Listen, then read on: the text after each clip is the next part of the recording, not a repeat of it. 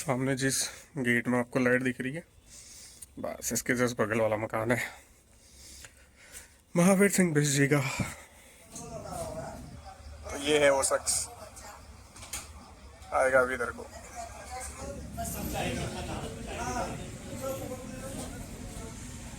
ये है हमारे बिष्ट जी का कमरा।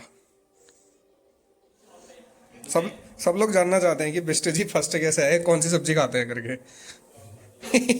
आलू खा के आलू खा के फर्स्ट आए हैं बोल।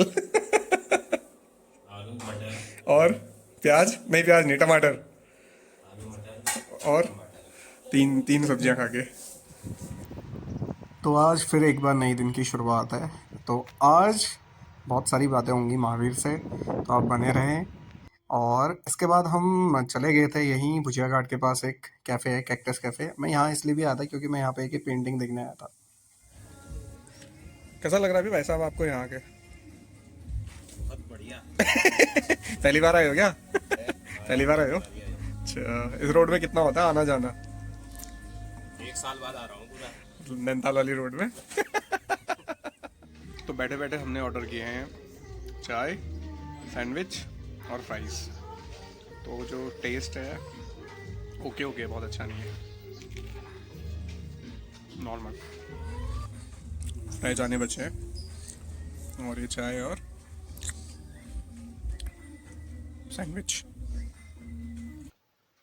अब जो वीडियो का पार्ट शुरू होगा यहाँ पे आप देखेंगे, तो ये रैंडम टॉक है। मतलब इसमें ऐसा कोई प्रिपरेशन नहीं है, ये आपके लिए डिस्क्लेमर है। इसमें आपको एक की साउंड ज़्यादा दिखेगी, एक की साउंड कम दिखेगी, क्योंकि ऐसे हमने कभी किसी से मतलब अपने जीवन के बारे में ऐसे तरह रिकॉर्ड करके ऐसे कभी बात नहीं की है। तो अगर जो भी आप देखेंगे इसके बाद, तो उस पर इस तरह से जज मत कीजिएगा कि यार इनको बोलना नहीं आता है या ये क्या ही बोल रहा है और क्यों ही बोल रहा है। तो प्लीज़ इसको एज अ एंटरटेनमेंट देखिएगा, एज अ गाइडेंस देखिएगा। सॉरी, थोड़ा फंबल हो जाता है बोलते बोलते। बस इतना ही कहना चाहूँगा, जब इसको आप देख रहे होंगे तो इसको इस तरह से देखिएगा कि एक नॉर्मल दो दोस्त आपस में बात कर रहे हैं। तो प्लीज़ मतलब समझना, आप जब वीडियो देखेंगे आपको लगेगा कि हाँ कुछ चीज़ें हैं, इसीलिए मैं ये इसको इस पार्ट को मैं पहले डाल रहा हूँ। तो चलिए हम इसको शुरू करते हैं। तो हमारा सवाल वही सेम है कि आपने 1 से 5 तक कहाँ पढ़ा? 1 से 5 तक मेरी शिक्षा हुई थी विद्या मंदिर गंगोली आर्ट्स। और फिर 6 उसके से लेके बाद 10 6 से 10 तक मैंने JVFG से पढ़ा था। पढ़ा था। और आपका जो 10th का बोर्ड था वो कहाँ, किस स्कूल में पढ़ा था? वो पढ़ा था हमारा गांधी विद्यापीठ में। अच्छा, उस साल शायद मान्यता नहीं थी स्कूल की। हाँ। और फिर आपने 11th कहाँ से किया और 12th कहाँ से किया? 11वीं 12वीं मैंने की रुड़की से, हाँ। बॉम्बे मॉडर्न स्कूल रुड़की से। और रीजन क्या रहा रुड़की जाने का? रीजन तो क्या रहा, वैसे रीजन कुछ नहीं रहा, बस मतलब फैमिली के साथ शिफ्ट हुए उधर, पापा की जॉब? पापा की जॉब नहीं, भाई रुड़की से बीटेक करता अच्छा, तभी तभी तभी। अच्छा हाँ। है। उसके और बाद उसके बाद ग्रेजुएशन ग्रेजुएशन हुई मेरी, फिर graduation post graduation B Ed Haldwani से, मेरी सब हल्द्वानी के सबसे famous degree college MBBG। MBBG से ही हुई। तो बीएड का बैच कौन सा था आपका? बीएड का बैच था 2017 से 19। अच्छा अच्छा, हाँ हमारे सेम बैच में। फिर आप जो आपने अपने 10 साल दिए हैं जीवन के, और कई बार आप एग्ज़ाम्स के बहुत नज़दीक पहुँचे हैं, और कई बार ऐसा लगता होगा कि यार अब तो सिलेक्शन हो ही गया, लेकिन बस फाइनल मेरिट में नाम नहीं आता है, तो बड़ा ख़राब लगता है। तो पिछले जो 10 साल रहे वो किस तरह से रहे आपके? वैसे तो मैंने 2014 से जब मेरा ग्रेजुएशन हुआ, जी। तब से मैंने सरकारी एग्जाम देने शुरू कर दिए थे। 2014 से मैं रेगुलर तैयारी में था। ठीक। 2016 में पहली बार मैंने क्या कहते हैं लोअर पीसीएस और आरओ का फॉर्म भरा था। तो उसके मैं मेंस तक पहुंचा था आरओ के, और लोअर पीसीएस का मैंने इंटरव्यू दिया था, जो कि शायद 2019 में हुआ था। ठीक।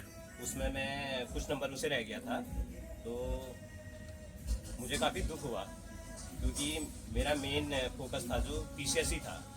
उसके बाद मैंने फिर 2019 के बाद फिर मैंने 2017-19 के उसमें बीएड भी ज्वाइन कर लिया था। जी। तो 2021 में भी मैंने एलटी दिया था। हाँ। उस दौरान भी मेरी एलटी एसएसटी में 46वीं रैंक थी। जी। उसमें उस बार कम सीटें होने की वजह से मैं रह गया। जैसे 2017 और 19 में आपने बीएड किया, उस दौरान आपका डीएलएड में भी सिलेक्शन हुआ, हाँ हाँ। तो आपने डीएलएड की जगह बीएड को क्यों चुना?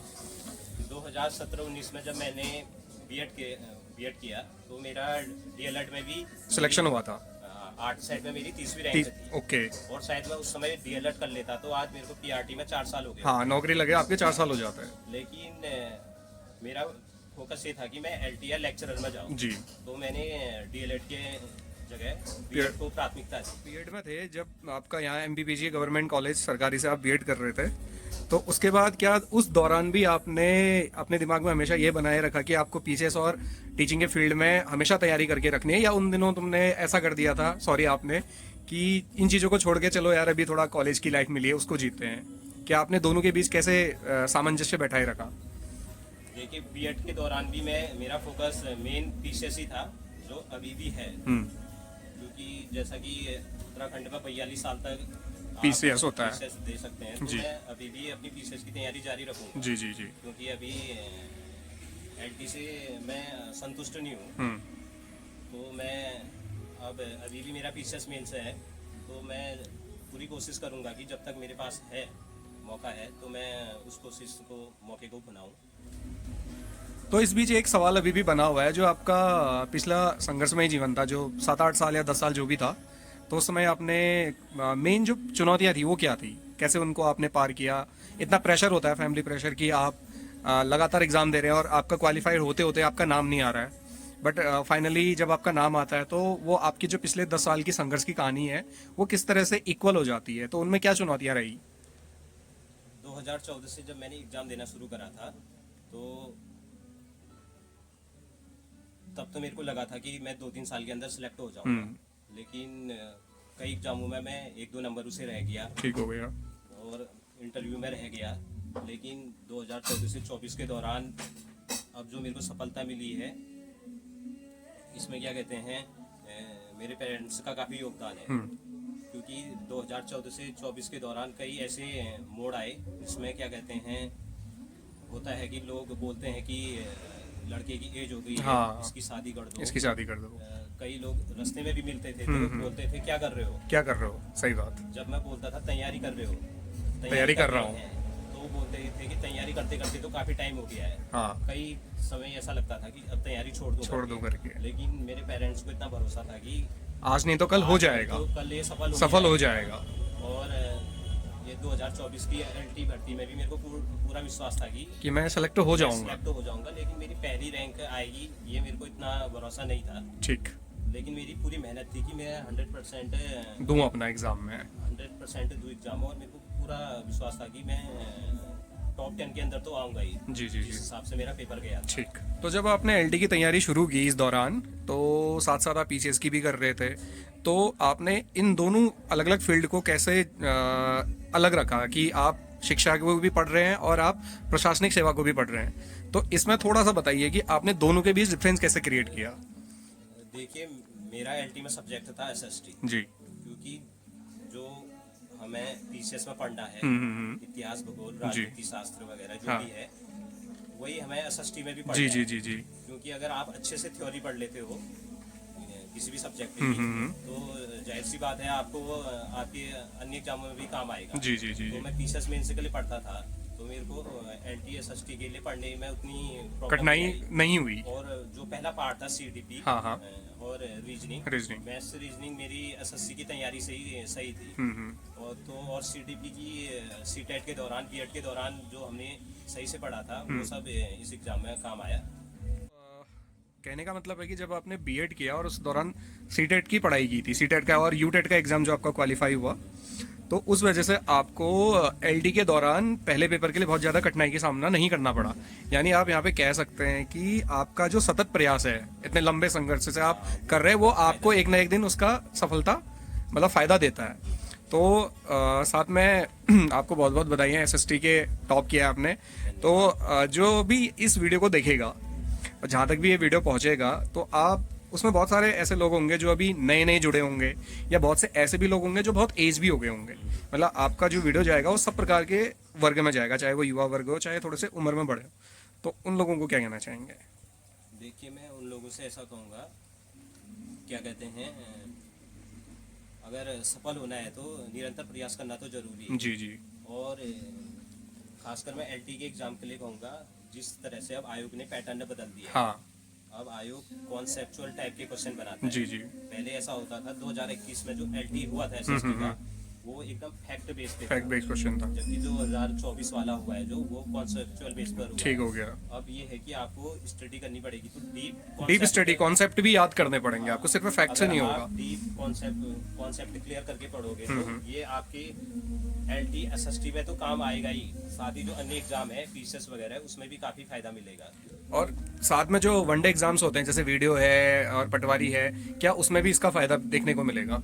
बिल्कुल मिलेगा। अगर किसी का कॉन्सेप्ट क्लियर है, कॉन्सेप्ट क्लियर करके पढ़ाई कर रहा है, तो वनडे एग्जाम तो और भी आसानी से निकल जाएंगे। जी जी जी जी। आपने कोई ऐसे ही तैयारी करने के लिए कुछ बुक्स होंगी या कुछ चैनल्स होते हैं आजकल यूट्यूब जो एजुकेशन के हैं, तो उसमें कोई एक दो बुक्स या जो भी आप रिकमेंड कर सकें पढ़ने वालों को, तो क्या कहना चाहेंगे उनके लिए कि कौन सी बुक्स पढ़नी चाहिए किसी भी एग्जाम्स के लिए, नॉट सिर्फ एलटी या सिर्फ पर्टिकुलर, मतलब ऐसा हो कि हम इनको पढ़ें और हमारे एग्जाम देते वक्त हमको ऐसा लगे कि हमारे एग्जाम निकल रहे हैं। इस तरह की कोई बुक्स रिकमेंड करना चाहेंगे आप?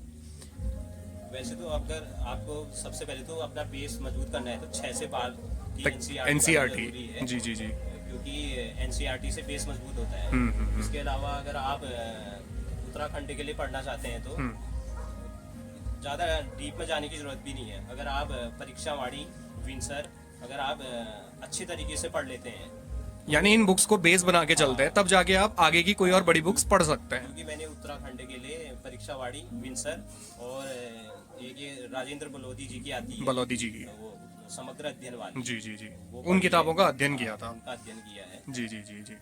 क्योंकि ज़्यादा किताबें पढ़ने से भी फिर बहुत सारी चीजें कंफ्यूजिंग पैदा करती है ना, तो आप ये कहना चाह रहे हैं कि दो तीन किताबों को रख लीजिए और उनको बार बार पढ़िए, मतलब चीज़ों के साथ अपडेट रहिए। तो अब जैसे आपका एलटी रिजल्ट आने के बाद आपको ज्वाइनिंग मिलेगी, आप हो सकता है किसी दूरस्थ एरिया में चले जाएं, जैसे आप पिथौरागढ़ के मूल स्थायी निवासी हैं, रहते आप हल्द्वानी हैं, कल के दिन हो सकता है आपको पिथौरागढ़ जिला मिले। अगर आपको वहाँ पे प्रॉपर एरिया मिलता है तब तो आपके पास सुविधाएं हैं आगे को पढ़ने के लिए, बट अगर आपको कहीं रिमोट एरिया मिलता है, जैसे आप किसी धारचूला के पीछे गाँव, गंगोली घाट के पीछे गाँव, या मुनस्यारी के किसी ऐसे गाँव पे चले जाते हैं जहाँ पर आपको नेट की कनेक्टिविटी नहीं मिल पाती, ज़्यादा लाइट नहीं मिल पाती है, तो वहाँ पर आप तैयारी को कैसे आगे को बढ़ाएंगे? अगर मेरा रिमोट एरिया में होता है, तो जैसा कि आपको पता ही है, अगर सफल होना है तो बुक्स जरूरी हैं। तो अपने साथ आप बुक्स को कैरी करेंगे हमेशा, मतलब सिर्फ यूट्यूब या ऑनलाइन भरोसे ना रह के आप अपनी किताबों को साथ लेके चलेंगे, जिससे आपकी तैयारी रेगुलर बनी रहे।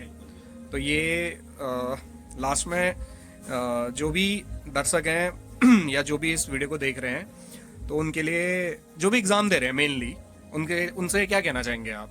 मतलब वीडियो का लास्ट क्वेश्चन है ये। मेरा उन सबको सुझाव है कि वो अपनी मेहनत जारी रखें।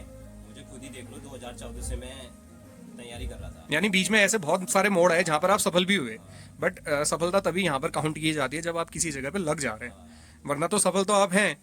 तो वही अंतिम तौर पे आप यही कहना चाहते हैं कि सततता बनी रहे, मतलब आप करते रहें अपने प्रयास को, अपने गोल को ना छोड़ें, निरंतर प्रयास करते रहें, सफलता जरूर मिलेगी। बिल्कुल। तो इस छोटे से टॉक के लिए आपका बहुत बहुत धन्यवाद। हम चाहते हैं कि आने वाले समय में हम आपको प्रशासनिक सेवा में भी देखें, और अभी लेक्चरर का एग्ज़ाम होना है, आप उसमें भी दिखें, और इसी तरह आपका सहयोग बना रहे हमारे साथ। बहुत बहुत धन्यवाद। आपका भी बहुत बहुत धन्यवाद।